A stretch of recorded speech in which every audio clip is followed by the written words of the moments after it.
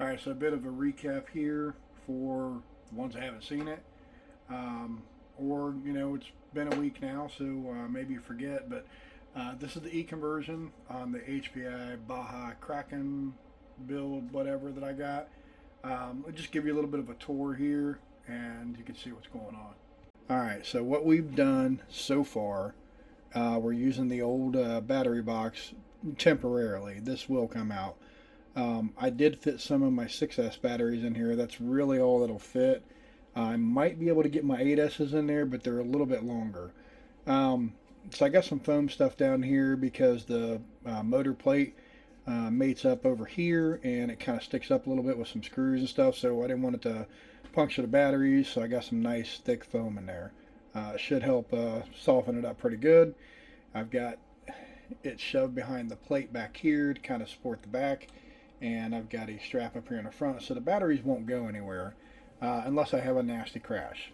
Now, this Max 5 ESC has QS8 connectors. I can't say that for some reason. So I got an adapter going to EC5. Not the best fit, but whatever. We'll deal with that later, or maybe it'll be okay. I don't know. I haven't had a whole lot of luck with adapters in the past, but we're going to try it out for now because it's all I got. I 3D printed a ESC plate here and mounted it to the skid plate or wide plate or whatever this thing's called here on the top. 3D printed some blocks here. These are kind of like capture blocks and kind of like help keep it aligned. So I printed these at like, I don't know, 60% or 50%, something like that. And basically I got one of these screws, or whatever those are called, on the top of each side, and then one of the flat ones on the bottom there on each side. Then I've got two that are just like this on the bottom. So it's captured in there pretty good, and it should hold that wing in really nice, and that's on both sides as well. Get this thing turned around so you can kind of see it. So we got the same setup on both sides. This kit actually went together really nice. Did not come with instructions, come from China. You know how you get stuff from there. Sometimes it's good, sometimes it's not. Sometimes you can't figure it out. This one actually went together pretty well. So it's based, I think, off of the Integy kit because it looks very similar. A couple differences, like it doesn't have the ESC plate. I think the hole there's drilled holes up here underneath this plate. I think those on the Integy have a different alignment. Whatever. So for some reason that's what they chose to do here, so whatever. That's what we're going with. And it's still pretty expensive. I think it's like $200 something or whatever. As you can see in the back here, it just mates up where the old one did. I just basically took it off, slapped it on there, ready to rock and roll. Now I'm going to power this on here for you and show you what it's like, and then we're going to get it out for a little bit of a test. I got the speed meter charging now. I'm going to test it without the body, and I don't want to put the body on yet because I still have a battery tray that's coming that's not here yet. I just wanted to test it out. I'm getting a little impatient and excited, I guess. So when a new battery tray comes, it's going to connect up my steering servo and the symmetrical steering here. I'm not sure where the ESC receiver is going to go. Because this wire here drives me absolutely nuts. I hate that. I don't like it at all. I'm worried about it, all that jazz. So that definitely won't be staying there for sure. It's a long wire, so I don't want it going, behind where it's at. I don't want to get caught on things. So we'll definitely be fixing that up regardless. So once the new box comes in for the lipo tray or whatever, we'll get all that stuff switched out. But let me fire it up here, and I'll show you that it does actually work. And then we'll get it outside here and see what it'll do. Alright, so we're going to use this HPI remote. It's actually a really good remote. It's TF40. It's the same one that I use on my green car up there. So I'm going to switch this on. And then I mounted the, temporarily now guys, I mounted the ESC power button up here just with a zip tie. So we'll turn that bad boy on. And I do have the voltage for the steering servo set on 7.4 high voltage. So we're going to find out if this servo is going to take it or not. But, I mean, that's pretty fast. I like that. Here is forward. Nothing's binding. Everything's going smooth. Just barely got my finger on the trigger. There's reverse. Same deal. So, like I said, we're going to get it outside here. Get kind of a baseline speed on it here. I'm not going to do anything crazy. I don't have the body on, so we're basically just going to get somewhat of a baseline. If it's not too muddy, we'll get it off-road and get a baseline there and a baseline on the pavement. But if it's too muddy, we're just going to do the pavement. So let's see what she'll do, guys. Alright guys, we are here. We are at the school, and I've been doing some walking around on the ground here. It's kind of spongy, but you know, I can get a decent little rip up and down here, kind of get a little baseline, which is all I'm looking to do. There's still a little bit of snow up there. It's been snowing and stuff out here, but it's kind of smushy and gushy and everything else. I don't want to get all that in there and have to clean it up again, especially with me not finished with it yet. So what I'm going to do is I'm just going to get it out on the pavement most likely and just kind of get a little baseline here, see what it's doing here. So I brought this GoPro type thing. It's a Dragon Touch Vista 5 Pro or whatever the hell they call it. I do some of my videos with this. It does a pretty good job. I put it away a long time ago when I got the GoPro because the GoPro was supposed to be so much better. Excuse me. GoPro was supposed to be so much better, but I had so many problems with the GoPro, I just chucked that thing. I got rid of it. That thing is garbage. This little cheap $70, $60, whatever this thing is, 100 times better than GoPro. Yes, it does not shoot the same video as GoPro. It says it's 4K, but it has problems with some light colors and stuff like that, but most of the time it does a pretty good job. We're not in any high light or anything here today. It's kind of cloudy, overcast kind of stuff. Should do just fine. I take it out when I'm doing stuff like, you know, dusty and things like that. I've been experimenting with putting it on the cars and stuff like that. It has image stabilization if I could figure out how to get it working properly. I want to put something on the car, but I don't want to buy another, you know, $70, $80, $100 camera just for that. I don't really care that much about it. It'd be cool to see the footage in there, but I mean, if I want to do that, I'll just take an old cell phone and flop it in there. You know, they have better image stabilization than anything that I've seen, and I've got a bunch of them laying around. So, you know, is what it is. We'll work on that later. Back to what we're doing here today, though, guys. I'm going to record with this one here. Might take some video and stuff with my phone as well. The DJI is at home. I just happen to have this one in the car. You know, I'm very forgetful about grabbing that stuff, so I leave this one in the car because I never know when I'm going to shoot. So it's kind of a nice backup. So that's what we're going to do today. And like I said, we're just testing. We're just getting a baseline. So let's see what she'll do. Okay. So there we are, guys. We're all set up here. So we're going to go ahead and get the GNSS set up. I've already got it turned on, 12 satellites. Excuse me. I got 27% battery. So we need to do the track here, so that's what we're going to do. We're going to set this thing down, and I'm going to do some screen recording on it just to kind of see if we can capture everything here. So we're just going to do the media. We'll let it record while we're getting our baseline here. That way we don't have to look at it with the camera. Okay, so for those of you that don't know, this is my favorite. Well, I say that on all these trucks, man. This is This is one that I really enjoy. It's a little badass of a truck. At least it was when it was gas powered. And I can see my steering's off here a little bit, so let's see if I can fix that with this remote.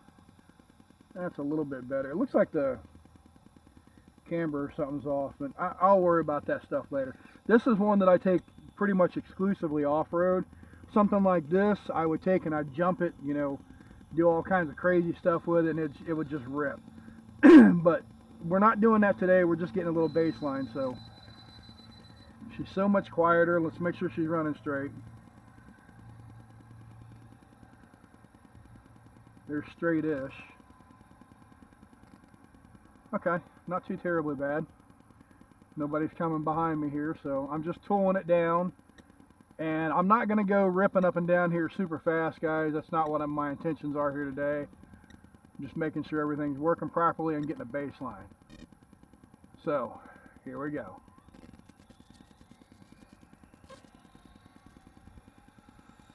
That's on 6S.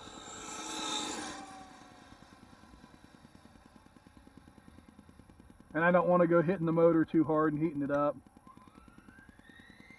Get one going back.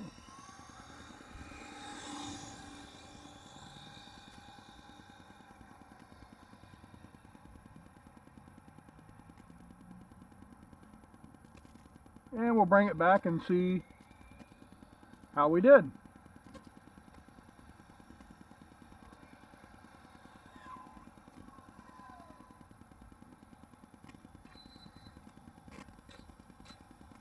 Okay, so let them sit there for a minute. Let's see how the motor is, see if it's hot or cold or anything. Nope, ice cold. ESC's ice cold. Gearing, wires, everything's good. Now, granted, that was only 2 passes, but, you know, whatever. So, let's see what we got here. 31 miles an hour. Okay, now, here's the thing with this. It come with, get this thing up here. So, it come with a pinion, but as you can see, the pinion's fairly small. But I do have plenty of room to move the motor over, so I can get a bigger pinion for this. Again, this is all just kind of seeing if it'll work and everything else here, and seeing how well it fits, all that jazz. So just going up and down the road here, it's fine. So what I want to do now is I'm just going to take and kind of bash it around a little bit, you know, lightly on the pavement, just kind of see what it'll do. So we're done with the GPS for now. 31, that's not terrible. It's not great, it's not terrible, but you know, it is what it is. So we're going to go ahead and turn that off, stop our screen recording, and we're done with the GPS for now. So the cool thing about this now is it does have reverse, which it did not have before. That's a big improvement. It's a lot cleaner. The downside is you got to charge your batteries, that kind of stuff. But let's see what she'll do.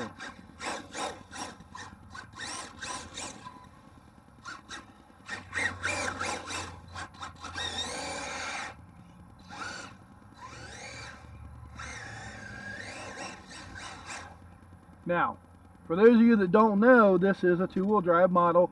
All the HPI Bajas, Rovan Bajas, all that stuff are 2-wheel drive. Unless you get the LT version of the Rovan, I think. That one's the one that's 4-wheel drive. I do have a 4-wheel drive Red Cat Dune Runner, very much like this. I love it very much as well, and I've also converted it to electric, and it's a little badass. Now that truck is actually a lot faster, but the pinion is a lot bigger, and the spur is a lot smaller on the other one. So, you know, we'll play around with that a little bit here. I can tool some stuff around here, get some speed gearing and stuff like that. Right now, I'm just happy that it works. So let's make sure our reverse works on it. So there's our reverse. Let's see how fast she goes in reverse. That's plenty fast enough. And it's fairly straight too. I've never had one go straight in reverse like that. That's pretty cool.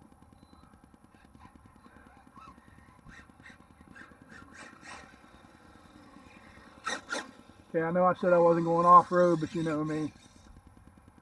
I gotta do a little bit.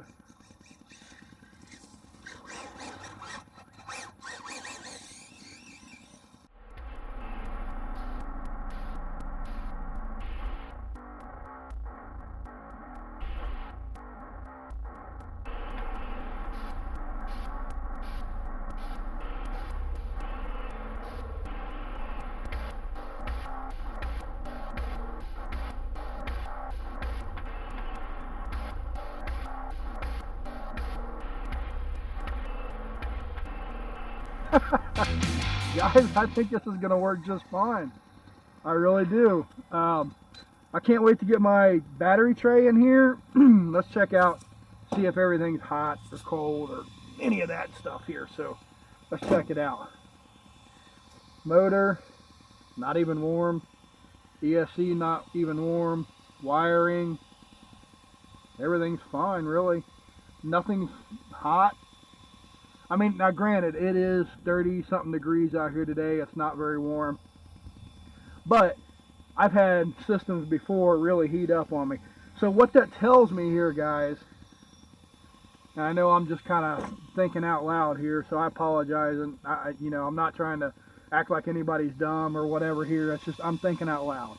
What that tells me is I can put a lot bigger pinion on here, possibly even a smaller spur, which this one here has the it has those little pads inside there.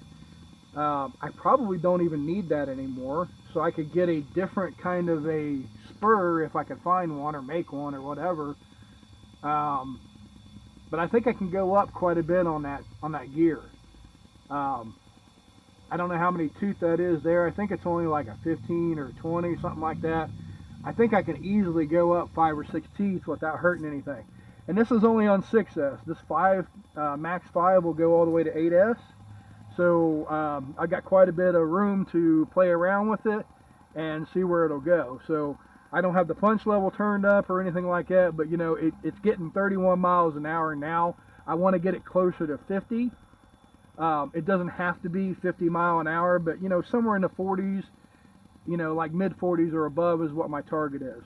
I think that's a good setup for a truck like this, especially to bash it around. So that's what my target's going to be.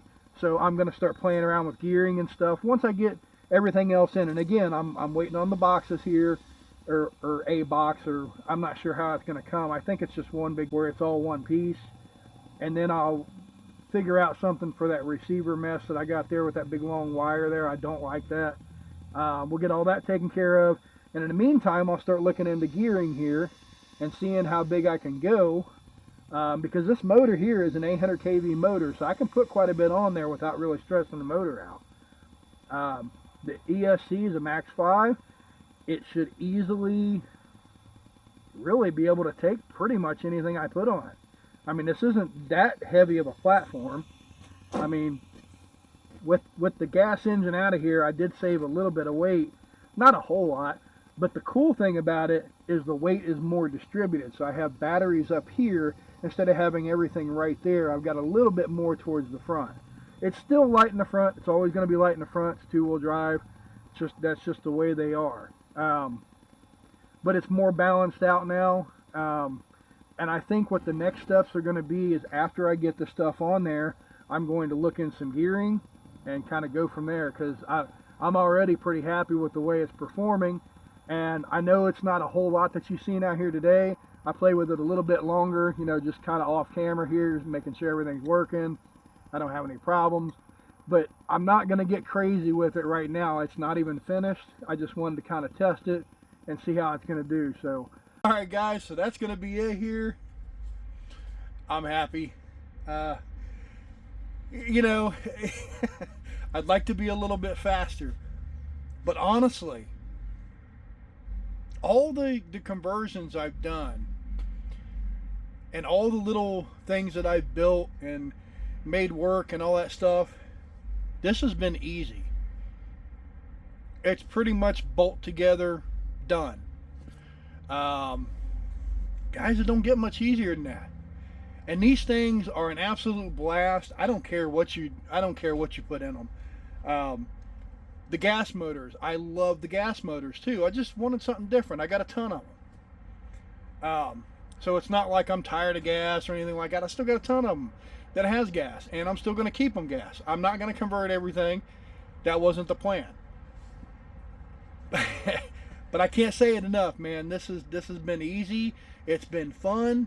It's different, and it gives me something else different to kind of tool with it. Because this thing needed an engine upgrade anyway. It was having some issues. it's either rebuild the engine, get another engine, or do something like this. Well, I decided I didn't have any fifth scale electric stuff until I bought the X-Max stuff, and I built that one from scratch.